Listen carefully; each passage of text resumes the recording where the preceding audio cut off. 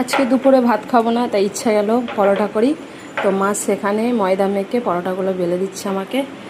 মা মাছি বসছে, হাতে করে তাড়িয়ে দাও আরাম করে করে। হ্যাঁ, পরোটা ভাজি হবে। আর এখানে দেখো লাল লাল ঝাল ঝাল মটনের ঝোল। দেখছো, আজকের মনে গেলো যে পরোটা করে খাই। ভাত রান্না করবো না, ভাত খাবো না। আলু দিয়ে লাল লাল মটনের ঝোল আর পরোটা কেমন লাগবে বলো খেতে?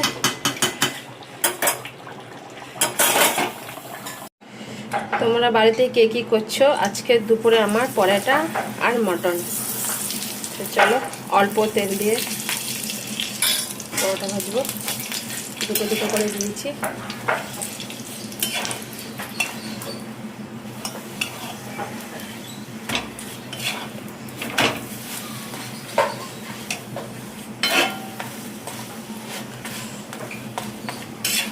আজকের মন গেল পরোটা করে খাই। ভাত তো রোজই খাওয়া হয়, তাই না? আজকে পরোটা আর মটন তরকারি আজকে দুপুরে। তো সবাইকে শুভ দুপুর জানাই।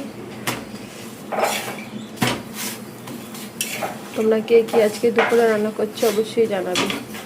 আজকের আমার পরোটা আর মটন।